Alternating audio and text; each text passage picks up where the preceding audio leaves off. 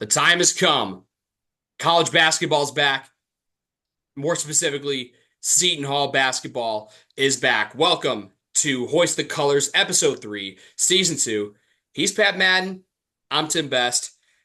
Well, we got all the shenanigans, or I don't know if they're shenanigans per se, but I was at Big East Media Day, little over almost 2 weeks ago now, and not a lot of representation. Shaw was obviously there along with two of his top returners, the top two returners, Isaiah Coleman and Dylan Adewusu.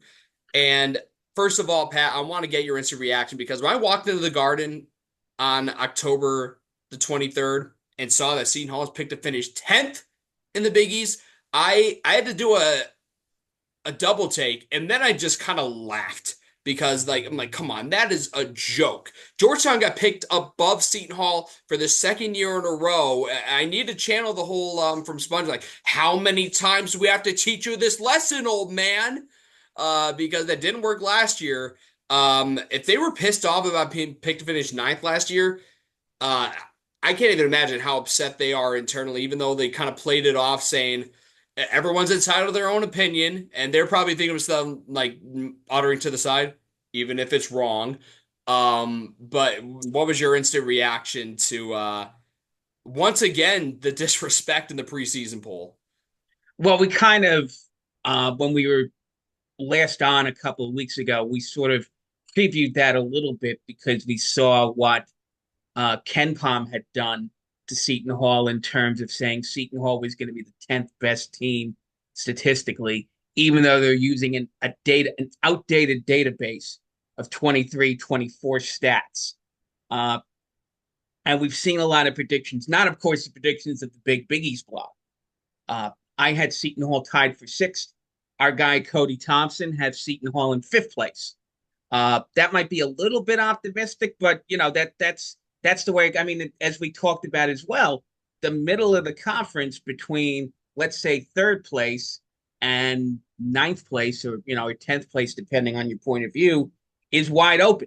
So the fact that Seton Hall is being picked 10th, I think first of all, look, how much are these coaches really paying that much attention? Maybe they were submitting the same ballots they submitted last year, at least the other coaches in the conference. So, I mean, it's sort of like a tradition like any other. The coaches poll putting Seton Hall a lot lower than they should be. And it's a matter of going on the court and proving the coaches wrong. Yeah, I just when I saw that, I kind of scoffed at it before I laughed at it. I was trying not to laugh too loudly or too hard because I'm like, really, guys? 10th?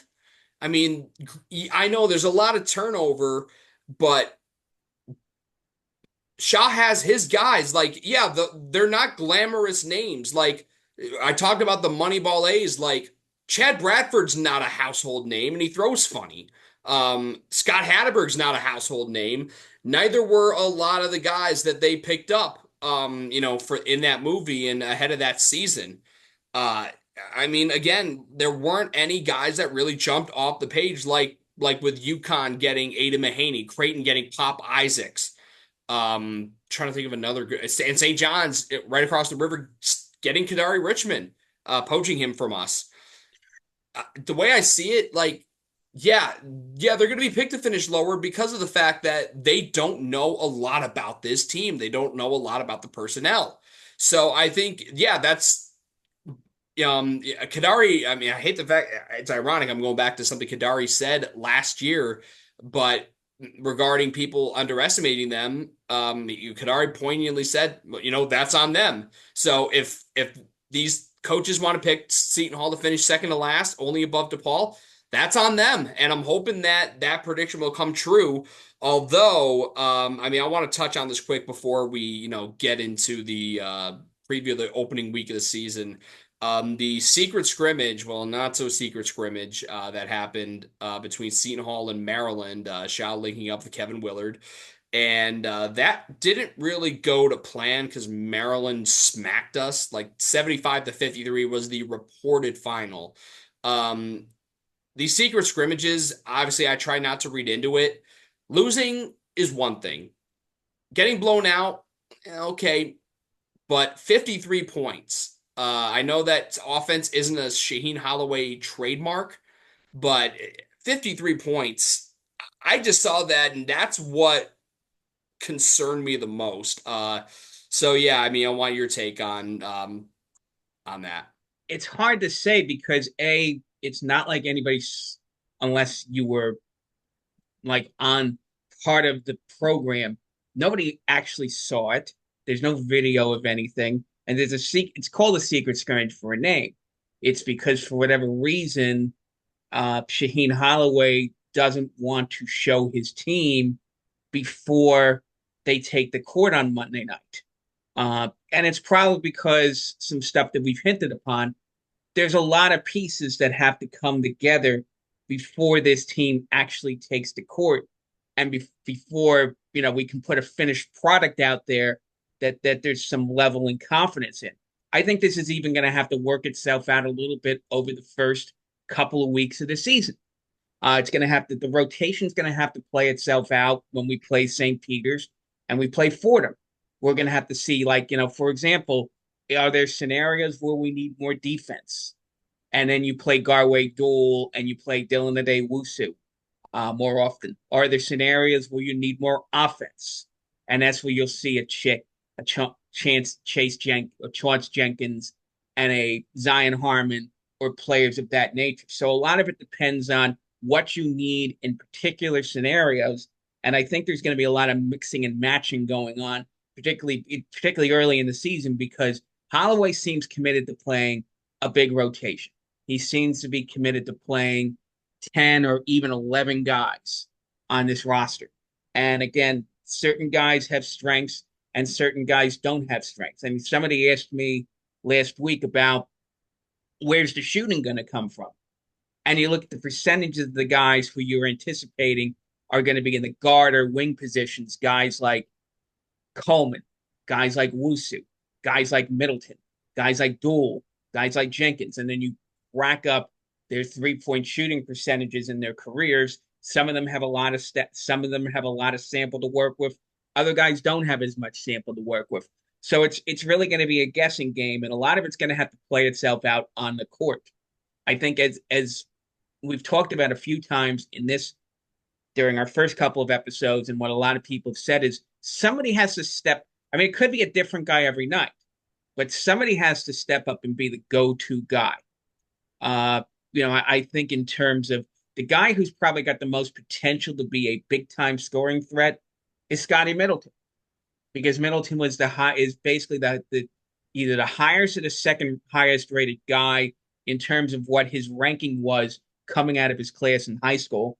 And I think the reason why his ranking was so high was because he showed a lot of potential as a scorer when he was a high school player. And that's why he was recruited. That's why he was a 4-star, and that is why I recruited so hard coming out of high school. So I think Middleton's got the highest ceiling in terms of anybody in terms of their potential to put points on the board. The other guy I think is Isaiah Coleman, who has been here before, who has played in Holloway's system and has shown potential in the past. He had that good game against Monmouth last year. He had a good. I think he played well against Xavier last year, if I remember correctly. I'm not exactly trying to see if I remember where his double-digit performance was, but Coleman has done it before in a Seton Hall uniform. So if you're talking about two guys with the most potential to be that go-to guy in a rotation that does not feature a lot of, you know, offensive studs, it's probably Middleton and Coleman. Yeah, I think that's a fair assessment. I think Middleton has the most upside, as you said. I'm a big believer in Chauncey Jenkins, man. He seems like a guy, if you let him get hot, yeah, he's gonna go on a tear. And similar, but to a lesser degree, similar to Alamir Dawes with what he could do. I mean, when he would get a couple in a row to fall, like you could see the smoke coming off of his hand every time he'd let one go from deep. I mean, I could definitely see that coming from a guy like Chauncey Jenkins. Zion Harmon, I don't know how his game's going to translate now, in the later stages of his college career compared to, when he was coming out of high school and, Seton Hall was recruiting him back then. And I don't think you're going to expect that coming from a post player. And similarly, in talking about guards, I just don't see Dylan Adewusu being that. If there's any area of the game where he's going to take over, is putting the clamps down on whatever guard he's going to get the assignment on, whether that be a guy like Cam Jones on Marquette, whether that be hell, even Kadari Richmond, a guy like Conwell from Xavier. List goes on and on. Um, yeah, but overall, yeah, don't expect this team to be an offensive juggernaut. But I'll tell you right now, like 53 points is not going to cut it. Not against Maryland, and you can't afford to have bad shooting nights. You want to avoid a bad loss early in the season. They avoided it last year, but on the flip side, they also didn't really get a quality win out of conference. So I feel like I'm looking way ahead down the line with this non-conference schedule. But let's just take a look at what's going on this week. It starts with St. Peter's in the opener Monday night, and this St. Peter's team gave the Pirates some fits last year, also on opening night. So before we touch on, the Saturday matchup at Walsh with Fordham, yeah, let's talk about these Peacocks, Pat. What do you got? Well, St. Peter's turned a lot of players over from the team that made the NCAA tournament last year. It's interesting that one of their leading players is one of their leading players on their team is Armani Ziegler, who happened to get to play his brother. His brother is one of the leading prospects in the SEC. So it's hard to say, oh, Ziegler's on St. Peter's, but it's the younger Ziegler. But again, they lost Corey Washington, who was their leading scorer, their alpha male, the guy who took over the second half of their MAC championship win against Fairfield last year. They bring back one of their elite big men in Mohamed Sow. Uh, so I mean, there's a lot of parallels between Seton Hall and St. Peter's in terms of nobody jumps off the page at St. Peter's as an alpha scorer. You don't have a guy who, unfortunately, for better or for worse, you don't have a guy who you're going to sit there like Corey Washington and say, we shut him down and we put St. Peter's in check. They're basically going to be in the same situation that Seton Hall's in terms of we need to find somebody who can do some scoring. In the meantime, we're going to make it our mission to make it as difficult as possible for you to score the basket. We're going to, Bahir Mason, is although he's never worked with Shaheen Holloway. There's a lot of similarities between how he sets things up in terms of his defense and in terms of his velocity as to what Holloway did at St. Peter's and now what he's doing at Seton Hall. So I think that St. Peter's goal in this game is to make it as ugly as possible.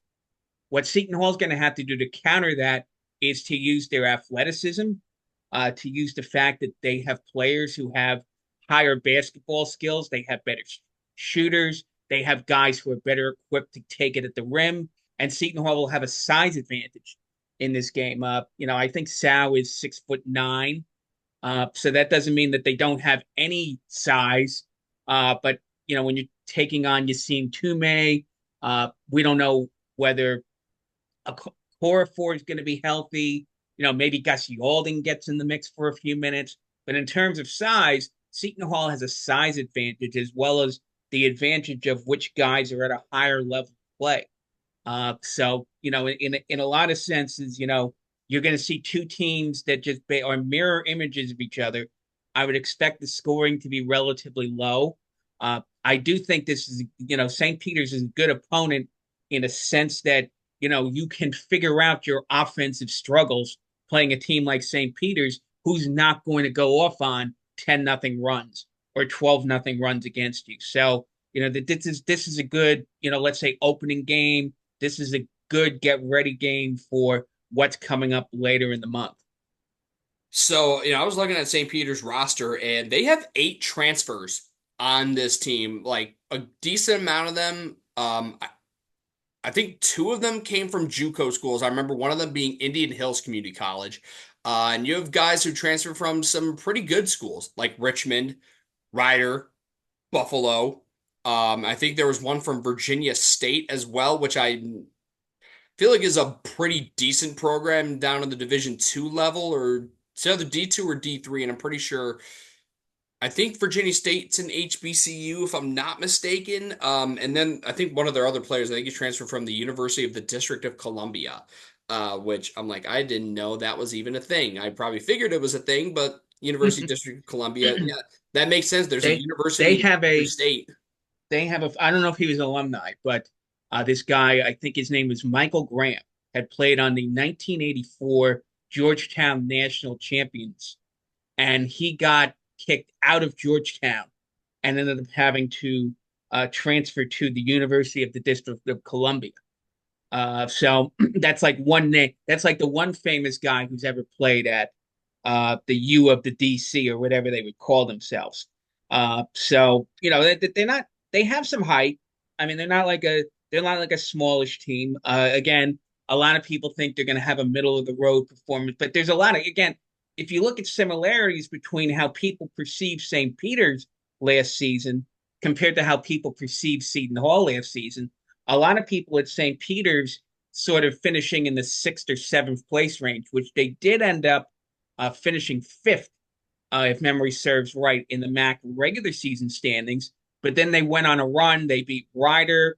I believe they beat Quinnipiac, and then they beat Fairfield in the championship. So from the five spot, they made it all the way to the NCAA tournament, where they lost to Tennessee in the first round. But still, this is a team that if you're not putting in a full effort about, sort of like what happened last November on opening night, you're going to be in for some nail biting on opening night, which no one wants to really do that. Everyone wants to go in first night at the Rock. They'll probably raise the NIT banner for the Prudential Center that night. No one wants to see a game where you're like at the under four timeout and it's like a two or three possession game. And if Seton Hall doesn't bring it, this is sort of going to be a gut check to be like, all right, how serious we are about what Holloway is preaching about. Play hard every minute, play hard every possession, play hard every 5 minutes, play hard. Bring your full effort. I mean, you bring a full effort against these guys, you should be able to beat them comfortably. But again, it's St. Peter's. It's not a big name off the bat. It means something to people up here, and it means something to Holloway because he coached at St. Peter's. But does it mean something to guys like Garway Dole or Scotty Middleton or some of the newer guys who don't aren't necessarily from the New Jersey area and don't understand the history between Seton Hall and St. Peter's? Yeah, I agree. I think that the Pirates, I wouldn't be shocked if they kind of get off to a slow start and then just run away with it in the second half and just wear the Peacocks down. And I think that'll open the door for I think a pretty solid win to start the season. Now, I think it's really fascinating that we're going to play Fordham Saturday, November 9th in Walsh. Unfortunately, The Rock was unavailable due to a concert, if I'm not mistaken. So it's weird that we're getting an A10 team to play a regular season game in Walsh. I mean, we're just going to gloss over the fact that we played St. Joe's in the opening round of the NIT in Walsh, but that was our decision, and honestly, is for the best. I don't think I like I think that means something actually. I wanted that's an interesting thought. If you remember during the NIT, how fired up the 1,500 people who got tickets to those games at Walsh were. Basically, you had a combination of students. Actually, it wasn't a lot of students, at least for the first one, because I think the St. Joe's and the North Texas games were during spring break. So I don't know if you had a lot of students in the building for the first two rounds of the NIT, but you certainly had the most dedicated fans, the most dedicated season ticket holders got access to the Fordham, get access to the Walsh games. So they are all in.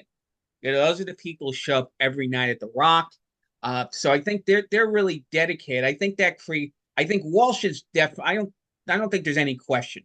Walsh as a full house with 1,500 strong is a better home court advantage than the Rock, Yeah, even if you put 10,000 people in the Rock, yeah, because a lot of those times when you get those 10,000 people, you could even end up with a few thousand of those people sitting on their hands.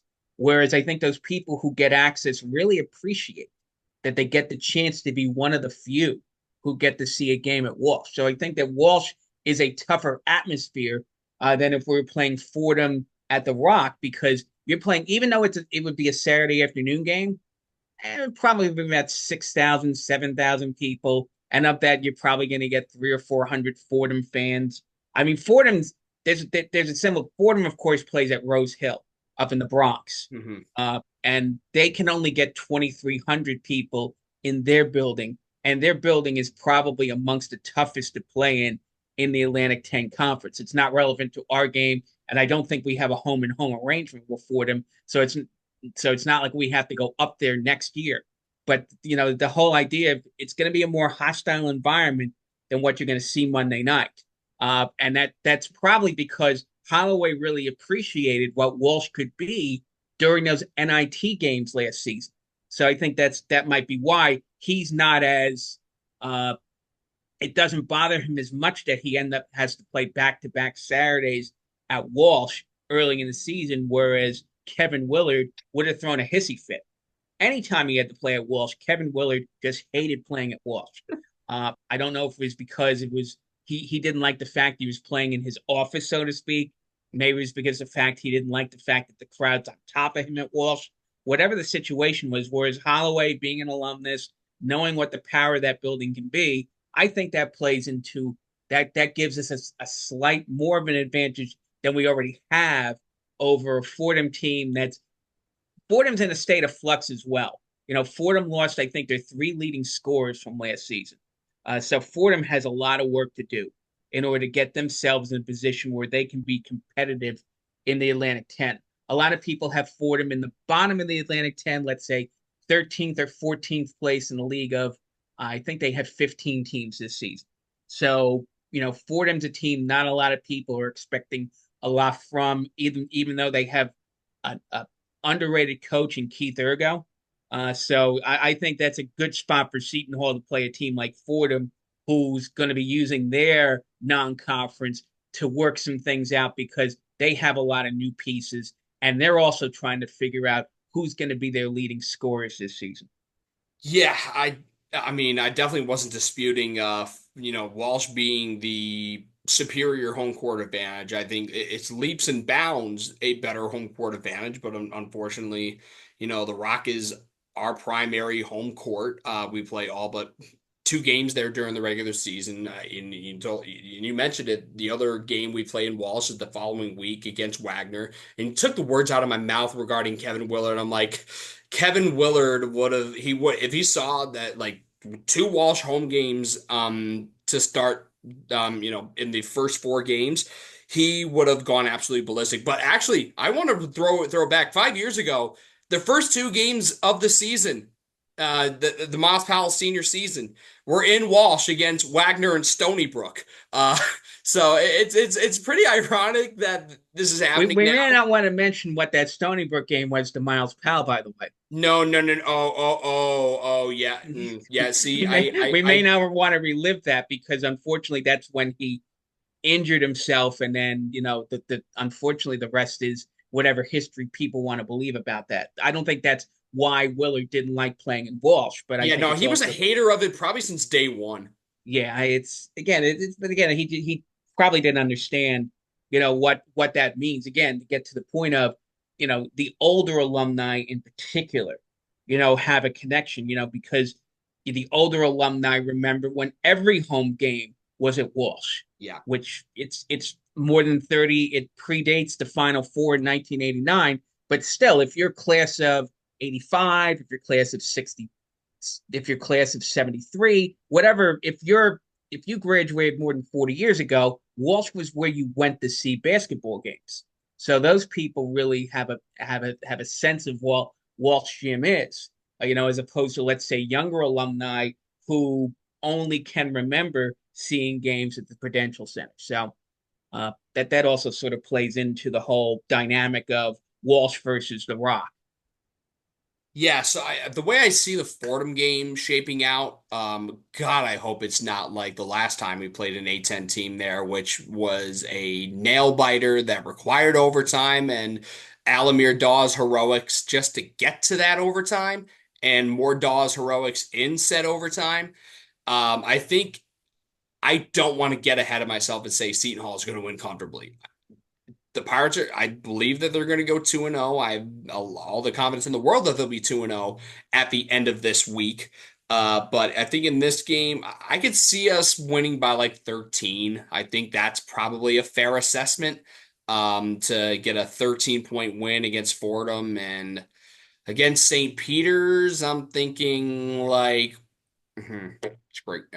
let's see.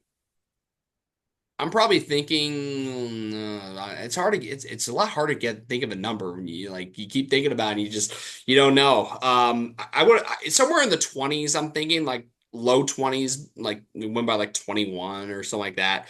But I think the Fordham game, I can see like a 13-point victory to get to 2-0. You want to play well in these two games because you're gonna have a neutral site game on the 13th against Hofstra, which by geography, it's kind of a home game for Hofstra being at Nassau. Um, and Nassau, that arena, the um, other than the Long Island Nets, and I'm not sure if they hosted the Knicks G League team at any time, but that place hasn't hosted basketball in a while. The last time they had anything big basketball wise, it was like the '01 NCAA tournament, I believe. That sounds about right. So that's gonna be interesting, but that's well down the line. But I mean, what are your expectations for the coming week? And Seton Hall getting. I know you believe they'll start 2-0, but I mean, what are your expectations for how Well, they'll play and whatnot? Yeah. I'm looking at a website that I refer to a lot for game predictions on the Big East blog, on the Big East blog, and that is Haslametrics. Uh-huh. My guy Eric Haslam, shout out to him. He has something on his website where he you can plug in the name of a school and it'll spit out the results of how they should play against any opponent. Now, again, he's using an old database here, but still, his projections are that Seton Hall will win by 15 against St. Peter's on Monday night, and then he has Seton Hall beating Fordham by 12 on Saturday. So if you use that as a guidepost, you would expect two double-digit victories. I think what's more important though is you want to sort of see two things come into place that we referenced earlier in this episode. One is, how does the offense establish itself? Do the players that we're expecting have the potential to score the ball show us that they can put up points on a consistent basis? Middleton, Coleman, Jenkins, Harmon. Even though I'm going to throw Wusu into this conversation for this reason. No, yeah, granted, Wusu has never averaged 10 points a game in his 4 years, but that doesn't mean that Wusu does not have offensive ability. He can score the ball. He can drive the ball and get himself fouled. He's a above average free throw shooter. So, just to say, all right, there are nights, of course, Wusu's not going to score a lot, but he's going to make an impact in the defensive end. But you do hope that because he's playing weaker competition, when he's playing teams like Fordham and St. Peter's, that he can establish himself a little bit on the offensive end and show you that, all right, if you need him to score a few baskets later in the season, when you're playing the Creightons and the Marquettes of the world, that you can count on Wusu to give you something offensively. Then the second thing you're looking for is to see how the teamwork comes together on the defensive end. These are two teams in particular, if you look at their offensive abilities, who are not world beaters on the offensive end of the ball. So in that sense, what you're looking for when you're playing teams like St. Peter's and you're playing teams like Fordham is you want to see if Seton Hall can lock these teams down. Because if you see games where Seton Hall's holding these guys in the upper 40s, the low 50s, you know that defense is going to, it may not be, you're not going to hold maybe a Marquette in the upper 40s or the low 50s. You're not going to hold Connecticut there. But you have some confidence that if that defense translates to more important games, that's something you can count on and say, you know what? We're going to make these games against better opponents competitive because we know we've got the defense to back it up. There were times last season, particularly early, where you weren't exactly sure the defense was going to show up, and they did have some struggles. Iowa, they struggled against. Rutgers, they struggled against. This is not a situation where there are nights when the defense was awful during the non-conference last season. And then of course, then they had their good nights and their bad nights in Big East play. But if they can show they have a better defense that season, that at least gives you something to have as an expectation when you get to the more important games later in the non-conference, and then we're only about what 7 weeks away from conference play. And of course, obviously, 11 games are going to be played between now and when we tip it off with Villanova a week before Christmas. So, that's something where if you can set the tone that we are going to play Shaheen Holloway style defense, that gives you something to sort of hang your hat on when you get to the games which mean more, let's say in 7 or 8 weeks. So I'll wrap it up with this. I mean, you make a fair argument. You're like, defense is going to be important. I think everyone and their mother who is a follower of this team will know that Seton Hall is going to bring their defense every single night, and specifically with these two games, they're going to do their best, and they pride themselves on being a defense first team, and they're going to do their absolute best, and will succeed in doing so with defensively shutting down St. Peter's and Fordham. Holding them to low shooting numbers is one thing, but they're really at their best when they're forcing a lot of turnovers and preventing offensive rebounds. So I think if you can generate like bare minimum, because I don't know what the average school, like what their average turnover rate is, but if you can force at bare minimum 10 turnovers in each of the first two games, like you're going to be in really good hands. I personally, like if you can get to at least 13 turnovers for both games, you're golden. And you got to capitalize on those turnovers. You got to turn those turnovers into points. My big concern is their teamwork on the offensive end, how the offensive system is being run, how they're distributing the ball, the shots they're getting, the efficiency rate, the looks they're getting, the motion, all of that is my biggest concern. And if they got that going the first two games, I mean, I think that's going to be a really encouraging sign. Yeah, it's more, and they got to protect the ball too, and not force shots like they did at times last year. So in order for them to start off strongly, I think it's really going to boil down to, well, the defense has to bring it. I know they're going to bring it. That's their hallmark, bread and butter, whatever you want to call it. But offensively, they got to be efficient with good shots, getting the ball down low, cleaning up on the glass, getting second chance opportunities that they're trying to get themselves and preventing on the other end of the court. So that's my overall concern because the offense kind of struggled in the opening game against St. Peter's last year, and then they picked it up for the second game. I think it was against FDU. FDU, their offense was just on a heater.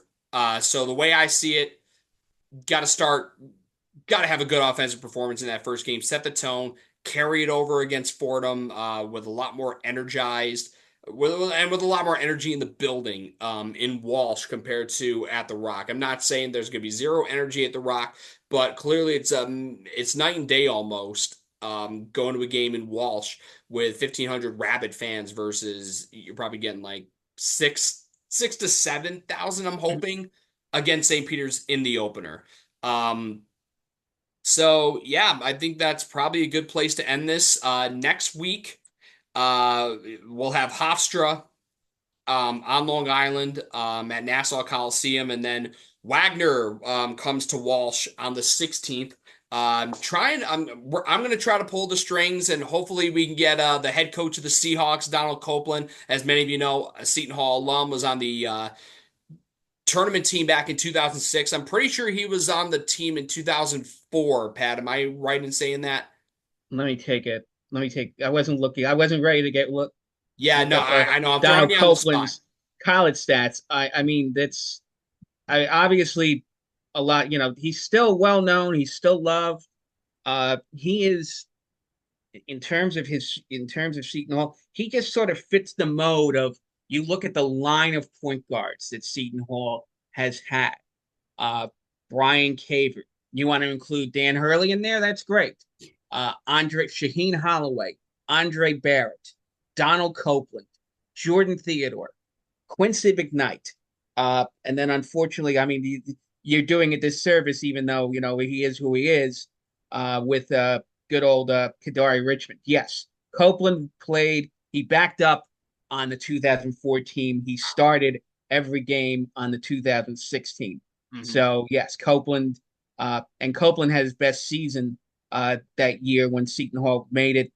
Was sort of like one of the last four teams. They were one of the last four buys in the 2006 tournament. And Copeland had a tremendous season that year, shot almost 40% from three. So, Copeland at his best, his senior season, was one of the best point guards in the Big East. So, a lot of love for Donald Copeland. It'll be interesting to see, and I don't know if we'll touch base with him about this, sort of, how things are going to be when he meets up with Sheen Holloway after what transpired at the end of their game at the Rock last year, when there was a little bit of a shoving match because uh, I think Holloway didn't appreciate when Seton Hall was up by, I think, 25, that Wagner played to the end, even though they were down by more than 20 with 2 minutes to go. Hmm. And I think Holloway was expecting that Wagner was going to back the dogs off a little bit, and Copeland's guys just played until the final whistle, which Yeah. it's sort of a weird dynamic because Holloway preaches stuff like that for his team, but you know it is what it is. It'll be interesting. I don't expect to be that same type of fireworks.